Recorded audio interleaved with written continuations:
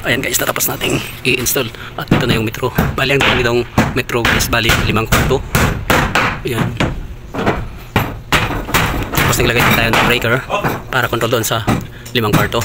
Tapos sa magiging kitchen. Tapos sa pinakang ngayon guys, bali nasa 7 ilaw ang dala nito. Tapos 5 outlet. Kinumpute natin, bali nasa 2,300 watts lahat. Bali dinalawang circuit ko yan, yung sa 2 kwarto sa sala at sa kitchen. Yun, magkasama sila dito sa 2 room kasama. Tapos isang circuit natin para doon sa 2 room nasa 3.63 amperes. Pero ang ginamit doon nating wire ay number 14.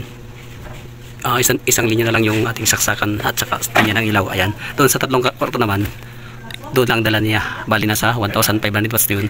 Bali i-divide natin sa 220, bali 6.81 amperes. Bali ang total lahat nasa 10.44 amperes. Yan, bali 2 circuit ang ginawa naman natin dyan guys. Bali yung 2 kwarto, isang circuito. Tapos yung 3 kwarto, isang circuito din. Doon sa 2 kwarto, dala na ang ano doon, yung sala at saka sa kitchen. Tingnan natin sa taas guys. Bali dito tayo kumuha ng ating main dyan. Ayan na yung isang kwarto guys. Yan, ito yung 3 kwarto kasunod dyan. Pare-parehas naman ang pagka-install dyan. Tig-isang ilaw tsaka tig-isang outlet. Yan, 3 yan. Bali ito na ang linya yan dito. Yan, galing yan ng breaker. Tapos itong isa, para itong isang diretso dyan sa taas. Yan, para dito sa isang kwarto yan. Tsaka yung doon, bali 2 kwarto. Tapos yung sa sala, dito na lang siya kumuha sa may junction box, yung ilaw na yun.